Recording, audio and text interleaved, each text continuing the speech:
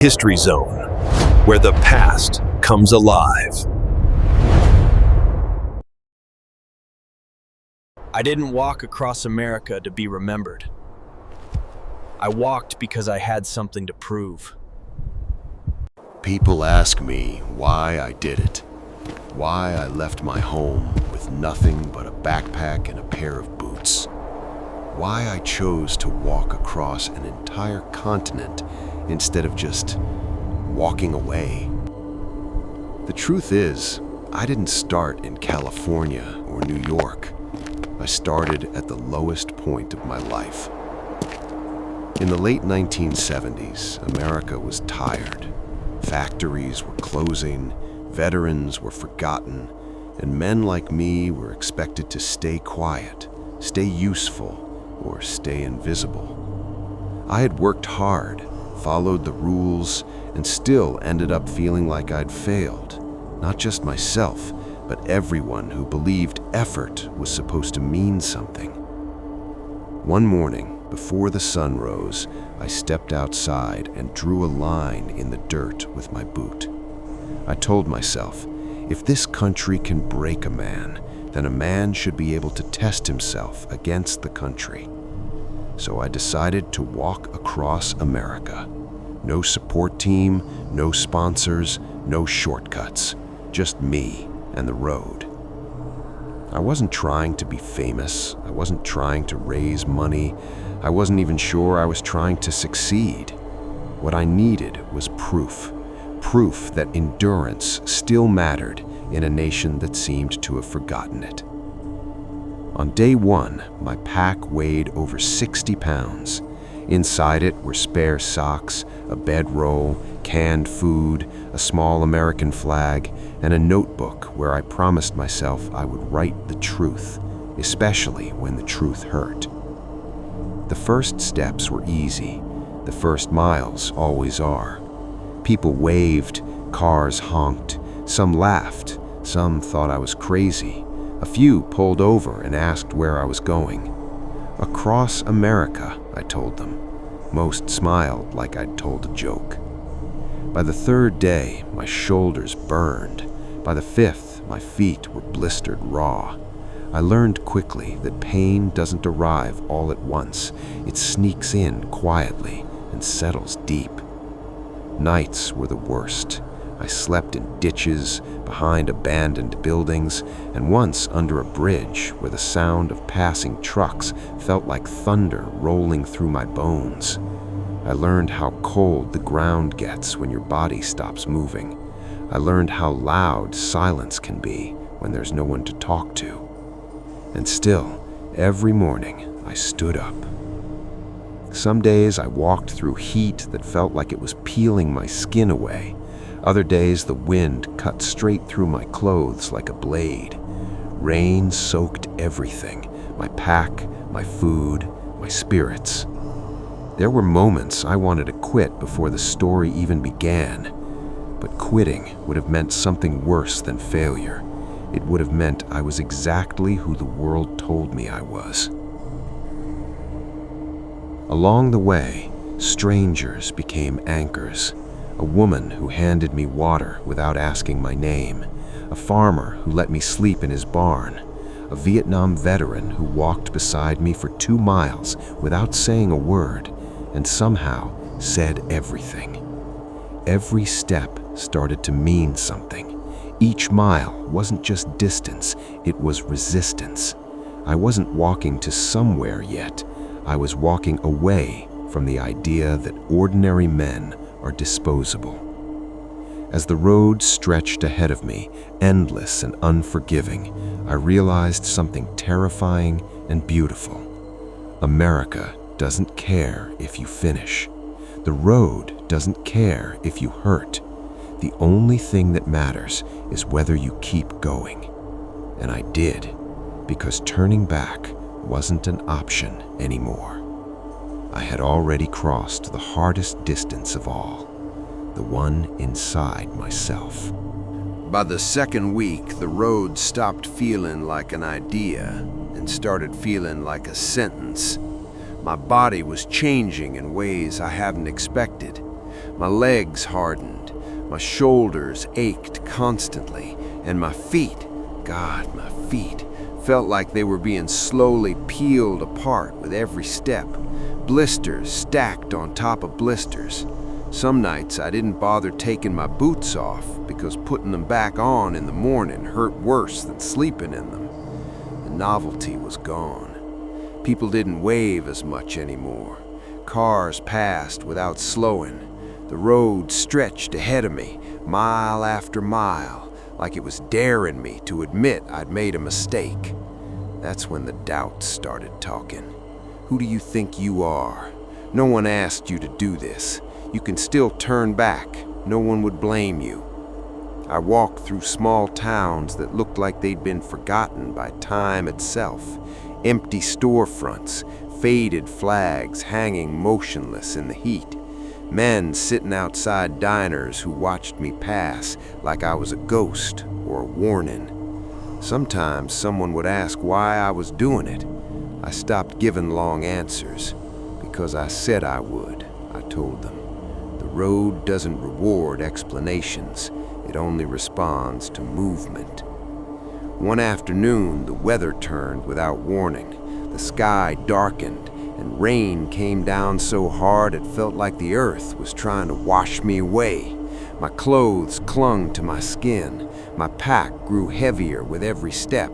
Thunder rolled overhead like a drumbeat, counting down my strength. I had nowhere to go, so I kept walking. That night, I found shelter behind an abandoned gas station. The windows were boarded up, the pumps rusted beyond recognition. I sat on the concrete and stared at my feet, swollen and cracked, bleeding through my socks. That was the first night I cried. Not loud, not dramatic, just quiet tears that mixed with rainwater and dirt. I wasn't crying because of the pain. I was crying because I understood something clearly for the first time. This walk wasn't gonna forgive me. It was gonna take everything I had and then ask for more. Food became a problem. Money went faster than I'd planned. Some days I rationed myself to a single meal. Hunger sharpened everything. Sounds, smells, memories. I could smell food from half a mile away. I dreamed about warm kitchens and full plates. Once, I passed a diner and stood outside for a full minute, listening to laughter inside. Then, I walked on. Pride is heavy, heavier than any pack. There were good people, though, always were. A trucker who left a sandwich on the hood of his car without saying a word. A church volunteer who patched my feet like she'd done it 100 times before. A kid who asked if I was walking to the moon. Feels like it, I told him. Some nights fear crept in alongside the cold. Coyotes howling in the distance, strange noises near my campsite. Once, a car slowed down too long, its headlights cutting across the dark like searching eyes. I learned to trust my instincts, learned when to keep moving and when to disappear.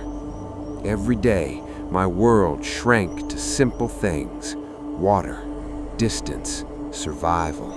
I stopped thinking about the end. Thinking about crossing the country was too big, too impossible, so I broke it down. Just reach the next mile, just reach the next town, just survive today. And slowly, painfully, something unexpected happened. The road stopped fighting me as much. My steps found a rhythm. My breath matched my pace. Pain became background noise instead of a command. I wasn't strong yet, but I was adapting. America wasn't cheering for me. It wasn't helping me, but it wasn't stopping me either. And for the first time since I'd stepped over that line in the dirt, I felt something I hadn't felt in years. Respect, not from others, but from myself. I wasn't proving a point to the country anymore. I was proving it to the man who woke up every morning, laced his boots, and chose not to quit. By the time I crossed into the next stretch of the country, my body had stopped pretending it was okay. Every morning started the same way. I'd lie still for a few seconds, staring up at whatever sky or ceiling I'd slept under, and bargain with myself. If I didn't move, I didn't have to feel the pain yet. The moment I stood up, it all came rushing in. The stiffness, the swelling, the sharp reminders that flesh has limits. There was one morning when my left knee simply refused to cooperate. I tried to stand and nearly fell over. The joint felt like it had rusted solid overnight.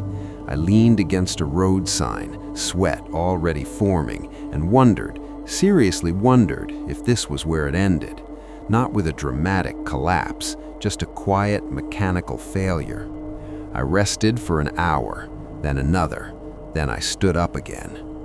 Walking on a bad knee is like carrying a secret enemy inside your body.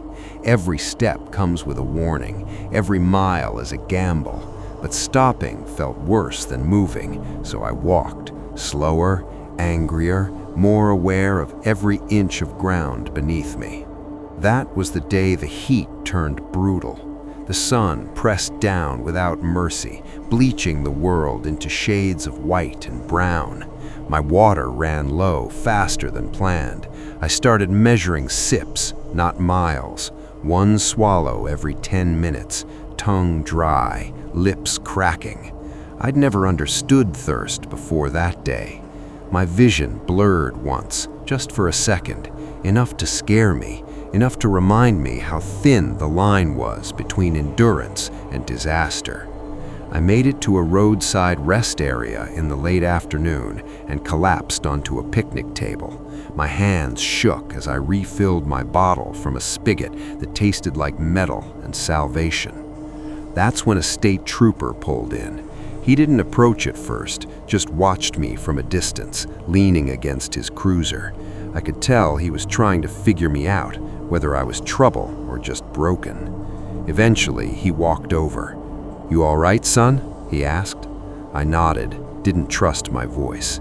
He looked at my boots, my pack, the way I moved when I stood. "Where are you headed?" "East," I said, "as far as the road goes." He studied me for a long moment, then handed me a cold bottle of water from his cooler. "Be careful," he said. "This stretch doesn't forgive mistakes." Neither did the walk. That night, I slept behind a row of trees near the rest area. My knee throbbed constantly. Every time I shifted, pain shot up my leg. I stared at the stars and wondered how many men had looked at the same sky, facing their own private battles, convinced no one would ever know. I wasn't special. I was just stubborn. The next few days blurred together. Painkillers ran out, bandages ran thin. I learned how to wrap my knee with duct tape and hope for the best. I learned how to walk crooked to save one part of my body at the expense of another. I started talking out loud, not because I was lonely, but because silence let doubt grow too loud.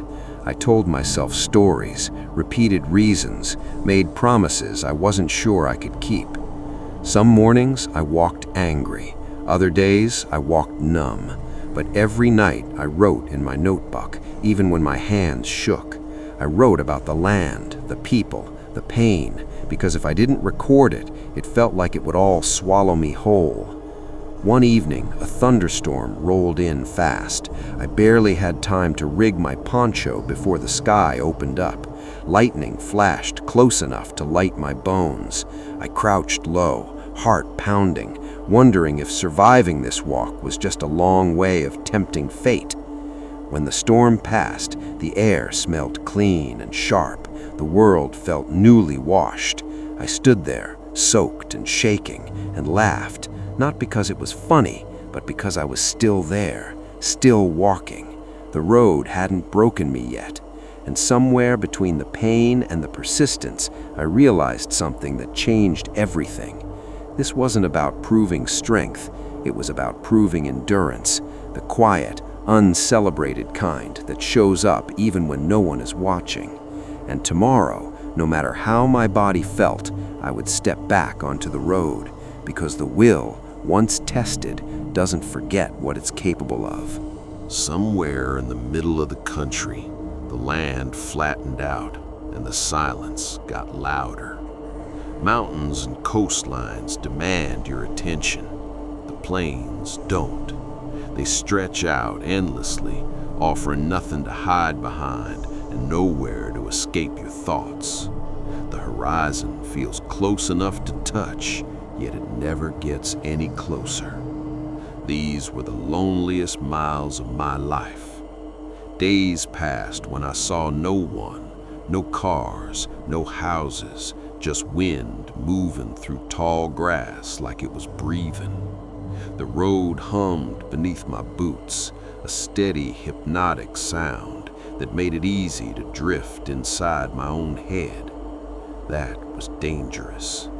When you're alone long enough, your mind starts inventing company, old arguments, regrets, imagined conversations with people you'll never see again. I replayed moments I'd sworn I was done with, failures, missed chances, words I should have said. The road gave me nothing else to focus on. Food became scarce again. Towns were farther apart out here, and my planning wasn't perfect.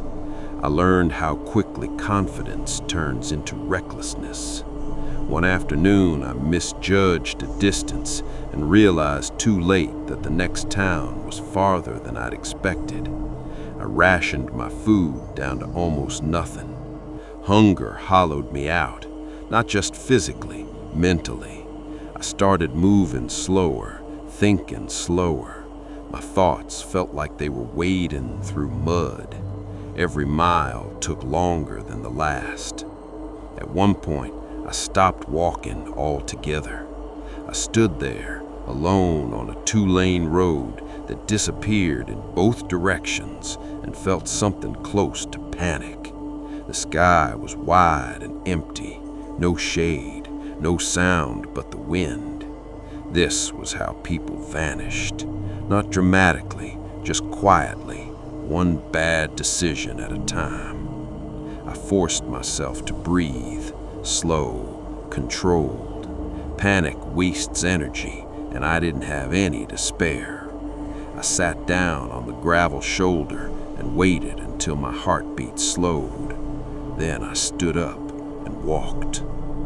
I talked to myself out loud again, counted steps, sang songs I barely remembered the words to, anything to stay present. Late that evening, I saw it, a farmhouse in the distance, lights on, smoke rising from a chimney. It felt unreal, like a mirage my brain had invented to keep me moving, but it was real. I knocked on the door and waited, swaying on my feet. A man answered, older, weathered. He looked at me without surprise, like he'd been expecting someone like me his whole life. "You look hungry," he said. I nodded. He didn't ask questions, just stepped aside and waved me in. That night I ate more than I had in days. Simple food, bread, stew, water, but it felt like a feast. I slept on a couch that sagged in the middle, listening to the quiet sounds of a house that had known loneliness too. Before I left the next morning, the man walked me to the door.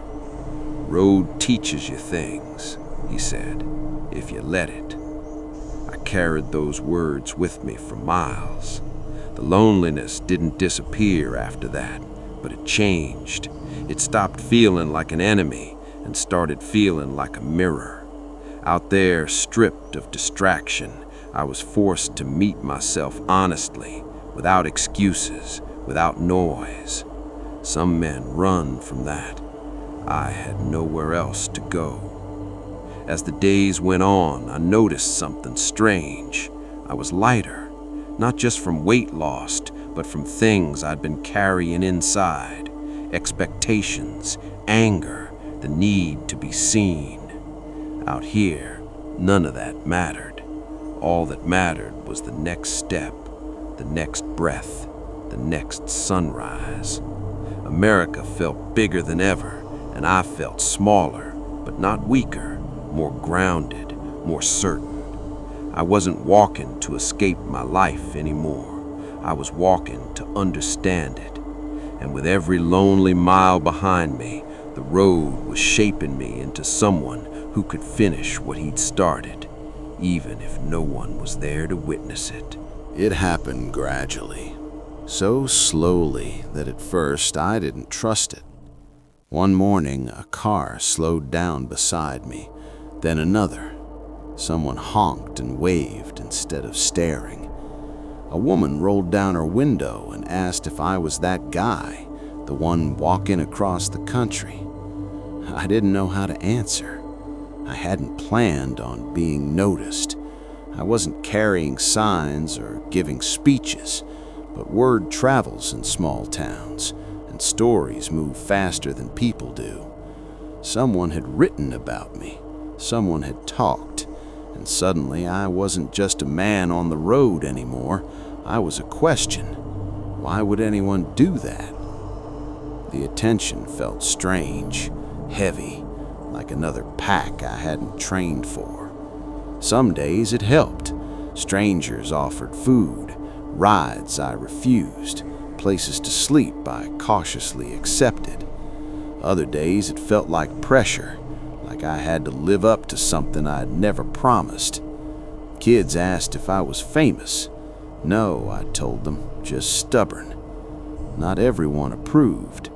A man once pulled over just to tell me I was wasting my time. Another laughed and said the world didn't care about points being proven. I listened, nodded, and kept walking. The road didn't argue. It just waited. Physically, I was changing again. My knee still ached, but it no longer owned me. My pace improved, my posture straightened. Pain hadn't left. I'd just learned how to live alongside it. Mentally, though, this new visibility was dangerous. When people start watching, you start performing.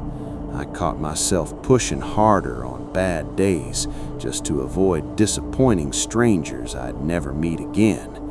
That kind of pride gets men hurt. One afternoon, I overdid it. The sky turned white with heat, and I ignored the warning signs, the dizziness, the dry mouth, the way my thoughts began to unravel. I wanted to reach the next town before dark. I wanted to prove I could. I woke up on the side of the road. A couple had found me slumped against my pack and called for help. I came to with an EMT kneeling beside me, checking my pulse. Heat exhaustion, they said, close to something worse. As they loaded me into the ambulance, panic hit harder than the sun ever had. If they took me away, would that count as quitting? I argued, weakly, stupidly. The EMT leaned close and said something that stuck with me. Endurance isn't about pride, it's about living long enough to continue. They let me rest, rehydrate, recover. Then they dropped me back where they found me. I sat there for a long time after they left, staring at the road like it had betrayed me.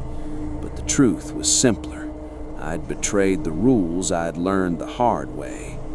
From that day on, I respected the limits again, took breaks, accepted help without shame, understood that endurance isn't reckless, it's disciplined. The attention grew anyway. Local papers, small radio mentions, people waiting at the edge of towns just to shake my hand. Veterans walked a mile with me. Kids carried my pack for a block like it was a sacred object. I didn't feel like a hero. I felt like a representative of something fragile and stubborn and deeply American. One evening, a man my age asked me what I planned to do when I reached the other side. I realized I hadn't thought that far. Finish, then rest. I said. He nodded like that was enough. That night, lying under a sky crowded with stars, I understood something important. This walk wasn't just mine anymore. People were projecting their own unfinished journeys onto me, their regrets, their hopes, their need to believe that commitment still meant something. And that scared me, because quitting now wouldn't just break me, it'd confirm something darker for everyone watching. So I promised myself this: I wouldn't walk for applause, I wouldn't walk for pride. I'd walk because I started, and because the road, indifferent and honest, still lay ahead. Somewhere after the attention faded into the background noise of the road, I realized something unsettling. The end was no longer abstract.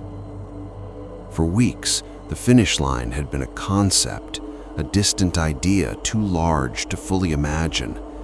Now it was creeping closer, mile by mile, like a shadow that moved no matter how slowly I walked. And with it came a new kind of weight.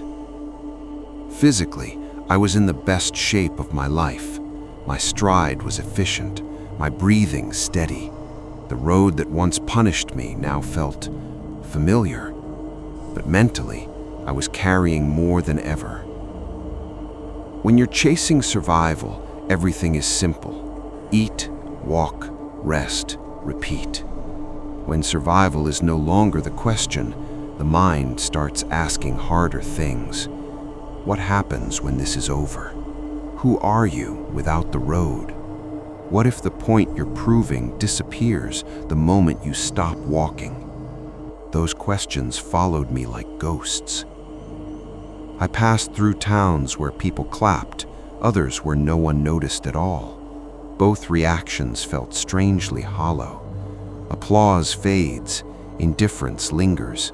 Neither could tell me who I was becoming.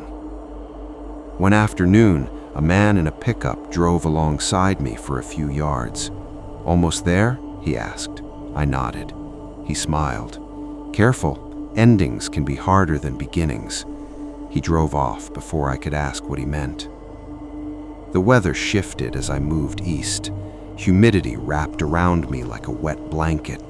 Afternoon storms rolled in fast and violent, then vanished just as suddenly. I learned to read the sky like a map, which clouds meant danger, which meant relief. One storm caught me in the open. Rain hammered down so hard it flattened the dust into mud. I slipped once and went down hard, pack landing on my chest, knocking the breath out of me. I lay there for a moment, staring up at the sky, rain filling my mouth. For the first time, the thought crossed my mind: what if I die this close to the end? Not dramatically, not heroically, just another name in a local paper, another man who went too far trying to prove something no one asked him to. The thought didn't scare me as much as it should have. What scared me was the idea that stopping might erase everything I'd learned out here, that the discipline, the humility, the endurance, all of it could slip away once comfort returned. That night I slept poorly, dreams of roads that never ended, of standing still while the world moved past me. The next morning, I wrote in my notebook longer than usual. I wrote about fear, about identity, about how easy it is to mistake motion for purpose. And then I stood up and walked, because that's what the road had taught me.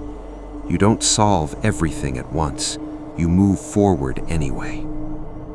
I began to notice how differently I interacted with people now. I listened more, spoke less, accepted silence without trying to fill it. The walk had stripped me to essentials, and I wasn't eager to rebuild the old version of myself. One evening, I stayed with a family who had followed my progress through word of mouth and newspaper clippings. After dinner, the father asked me what lesson I'd learned. I thought for a long time. Limits are real, but most of the ones we fear are imaginary. He nodded slowly, like he was filing that away for later. As I lay down that night, I realized the finish line wasn't the point anymore. It was a transition, a doorway between the man who needed to prove something and the man who already had. The road had given me what I asked for, not validation, not fame, but clarity. And clarity, I was learning, is heavier than any pack. Still, I walked, because stopping now wouldn't mean failure, but finishing would mean facing whatever came next, without the road to hide behind. The closer I got to the end, the harder the road seemed to push back. It wasn't dramatic at first, just small things. Shoes wearing thin faster than expected, rain that came at the worst possible moments, nights when sleep refused to come. But I'd walked long enough to recognize the pattern. This was the road's way of asking one last question. Do you still want this when it costs you more than you planned to give? My boots finally gave out on a stretch of rough pavement that chewed through the soles like paper. Every stone pressed into my feet, sharp and unrelenting. I patched them with tape and cardboard, knowing it was a temporary fix at best. Every step hurt again. It felt familiar, like the early days, but different. Back then, pain was a surprise. Now it was a reminder, a signal that the walk had come full circle. One afternoon, I twisted my ankle, stepping off the road to avoid traffic. Not badly, but enough to make my heart sink. I stood there, testing my weight, waiting for the pain to settle. This close to the end, even a small injury felt catastrophic. I slowed my pace, shortened my days, swallowed frustration along with my pride. I reminded myself that finishing injured was better than not finishing at all. Some nights I dreamed about stopping. Not collapsing, not quitting in defeat, just stopping, sitting down, letting the road pass me by. The dreams felt peaceful, and that scared me, because peace can be seductive. During the day, I crossed paths with people who'd heard my story.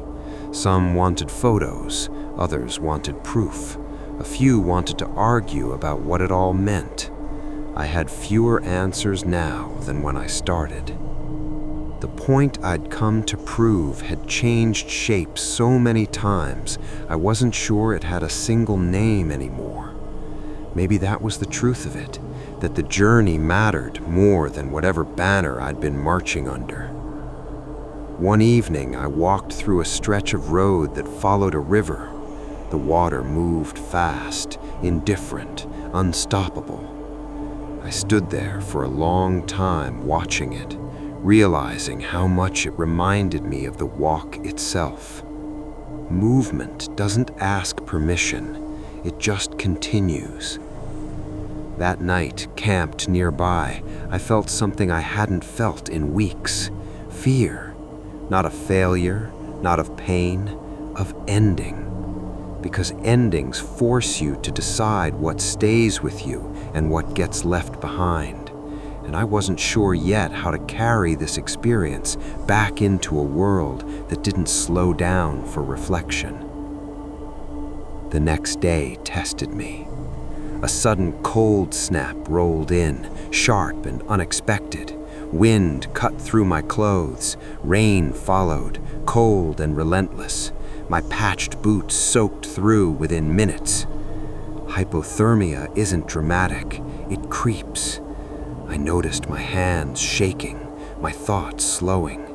I stopped and forced myself to change into dry layers beneath an overpass, fingers stiff and clumsy. For a moment, I imagined what would have happened if I'd pushed on instead. The road gives lessons, but it doesn't repeat them.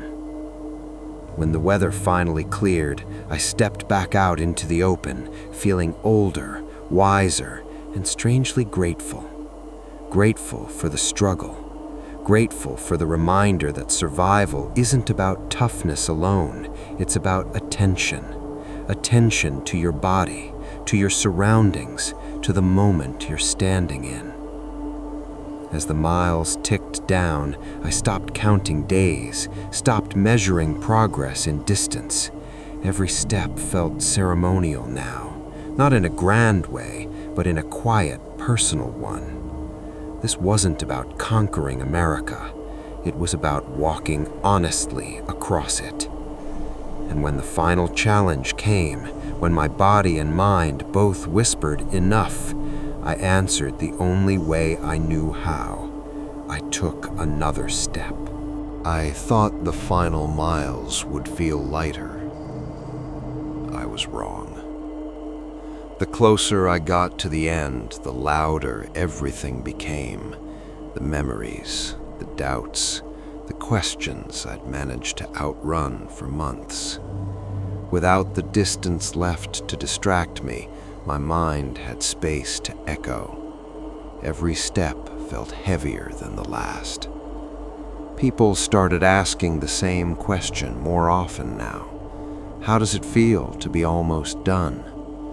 I never knew how to answer, because I wasn't sure what done meant anymore. The road narrowed in places, winding through towns and back roads where the pace of life felt slow and deliberate. Porch lights flicked on at dusk, dogs barked, families ate dinner behind open windows. Normal life. I walked through it like a visitor from another world. My body was tired in a deep, settled way. Not the sharp pain of the early days, but a full-body exhaustion that felt permanent. My feet were numb. My shoulders carried old aches that never quite left. But still, I walked. Some mornings it took everything I had just to stand up. My boots felt like they weighed 100 pounds. My pack, once an extension of my body, now felt like a burden again. It reminded me that nothing stays easy forever. One afternoon, a young man walked beside me for a mile or two. He said he'd been thinking about quitting his job, leaving town, starting over. "Seeing you out here," he said, "makes it feel possible." I didn't tell him how afraid I was. I just told him to be honest with himself about what he was running from and what he was willing to walk toward. When he turned back, I felt the familiar ache of solitude return. At night, sleep came in pieces. Dreams of the road followed me even when my eyes were open. I'd wake up convinced I'd missed a turn or lost something important. In a way, I had. The road had become home, and soon I'd have to leave it behind. One evening, I stopped walking earlier than usual. The sky was painted in soft purples and golds. I sat on my pack and watched the light fade, realizing this was one of the last sunsets I'd see as a man in motion. That thought hit harder than any blister. I pulled out my notebook and read old entries, the early ones filled with anger and defiance, the middle ones heavy with pain and persistence. I barely recognized the voice writing them. The man who started this walk was trying to prove something. The man finishing it was trying to understand something. The difference mattered. As I walked the next day, the road felt different, not kinder, just quieter, like it was stepping back, letting me pass without interference. I noticed small details again, the sound of gravel underfoot, the smell of wet leaves, the way shadows stretched long in the late afternoon. These were the things I'd miss. Not the pain, not the hunger, not the fear, but the clarity. Near the end of the day, I reached a point where I could see the direction of the finish, not the exact place, but the sense of it. The land shifted subtly. The air felt different. I stopped and stood there longer than necessary, because once I moved past that point, there was no pretending this wasn't ending. I took a deep breath, then another. Then I walked on, not because I had something left to prove, but because finishing is a kind of respect for the effort, for the road, for the man who never stopped putting one foot in front of the other. The last stretch was surreal. It didn't roar like the storms or sting like the sun. It whispered, a quiet, persistent reminder that every mile I had walked, every blister, every sleepless night, every lonely encounter had led to this. I could feel it before I even saw the markers of the town ahead. The road itself seemed thinner here, less forgiving. Grass encroached on the edges, potholes stretched like scars across the asphalt. And yet, it was familiar. Every step felt like echoing memory. By now, I had stopped counting miles. Numbers had lost meaning. Every step was measured in survival, breath, pace, attention. But as the town drew closer, my heart began counting anyway. Not the distance, the time, the years compressed into months on this road. I passed through a stretch of woods, dense and quiet, and the shadows danced strangely in the afternoon light. I slowed, listening, not for danger. I knew danger intimately now, but for the sound of myself, the rhythm of my heartbeat, the cadence of my own breathing. It was louder than any human voice. Somewhere in that quiet, I realized I had changed. The man who started this walk was gone. Gone in the way fire consumes wood, leaving only structure and warmth behind. I wasn't stronger, not physically, but I was sharper, clearer, certain. And yet, the closer I got to completion, the more vulnerable I felt. The road had been honest with me, people had been honest with me. My own mind, brutal as ever, was honest. Finishing meant standing face to face with all of it at once. The first people I saw at the edge of the town were familiar strangers, locals who had followed the story, who had once waved and smiled from windows and porches. They didn't cheer, they just watched, quietly, respectfully. It was enough. I walked slower now, every step deliberate. My boots scuffed the pavement I had once cursed. My back, though tired, was straight. My hands carried the weight of months, but the burden felt earned. Somewhere on the main street, a group of children ran alongside me. Their laughter was pure, unself-conscious. I felt a lump in my throat, not for the applause, not for recognition, but because life itself felt tangible again. All of it. Every hardship, every kindness, every lonely mile had led here. I reached the last corner. The finish wasn't marked by a ribbon or a crowd. It was simply the place where the road ended and the town began. I stopped, looked back. A long, slow breath in. The wind carried the smell of asphalt and grass, the memory of thousands of miles pressed into my bones. I wanted to laugh. I wanted to cry. I wanted to shout, but I didn't. I just stood, and for the first time since this journey began, I let the silence speak. It told me the point wasn't proving anything to the world. The point was proving it to myself. The road had no expectations, no applause, no record of what I had endured, but it had been a mirror, a teacher, a witness. I stepped forward, into the town. Not triumphant, not loud, not proud, just present. I felt the final weight lift slightly. The pack still heavy on my shoulders, the aches still there, but the fear, the doubt, the uncertainty, gone. Completion wasn't a celebration, it was clarity, and I understood finally what I had been walking for all along. To finish is not to conquer.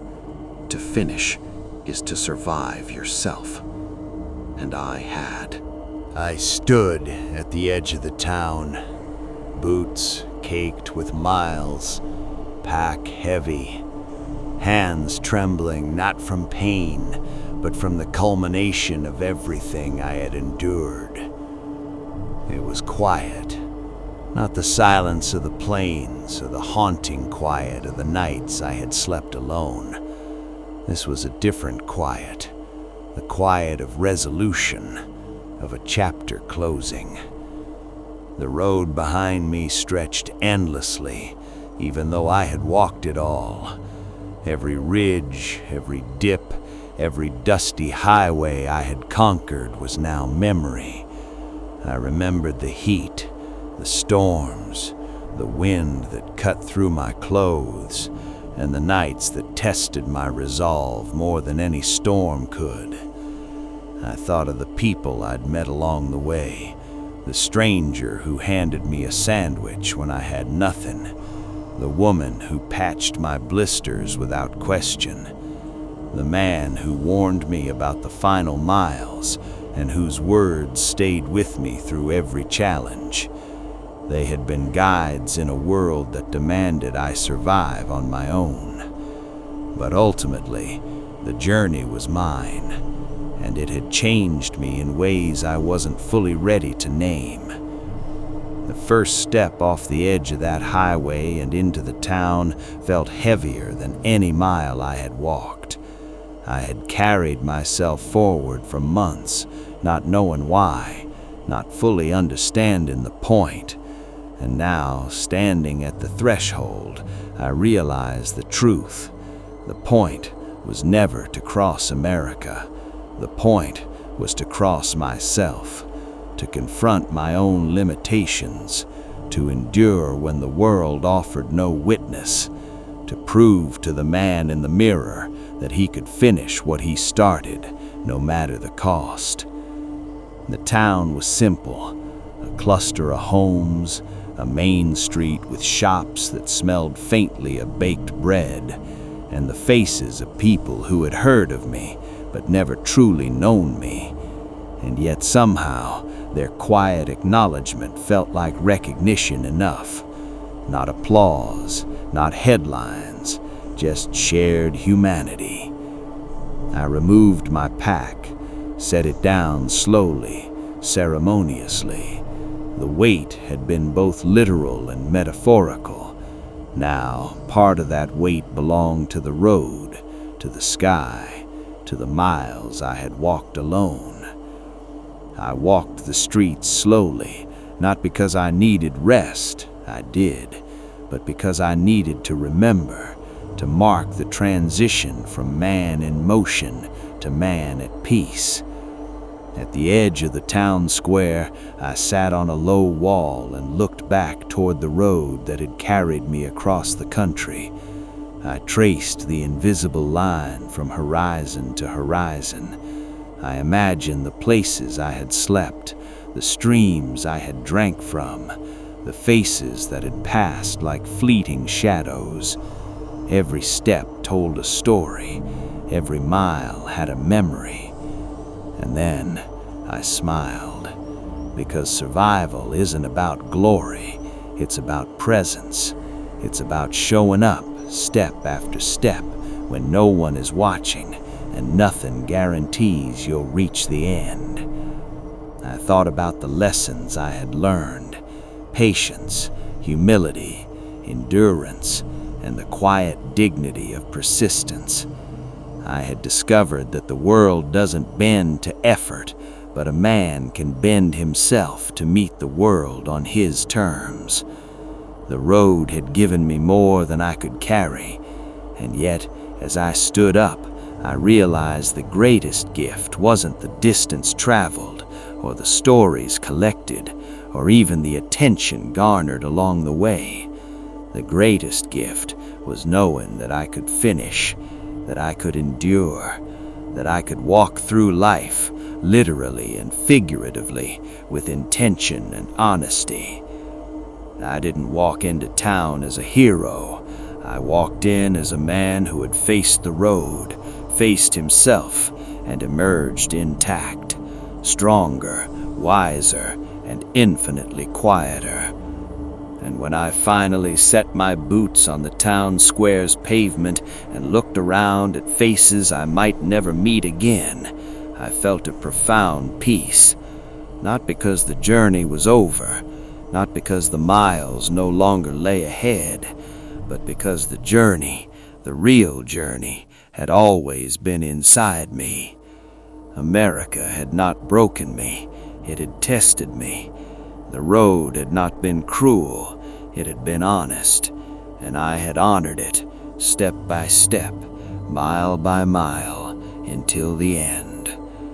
I took a final breath, deep, full, and then I walked into life beyond the road, not chased by distance, not haunted by solitude, but carrying every lesson, every step, every silent mile with me forever.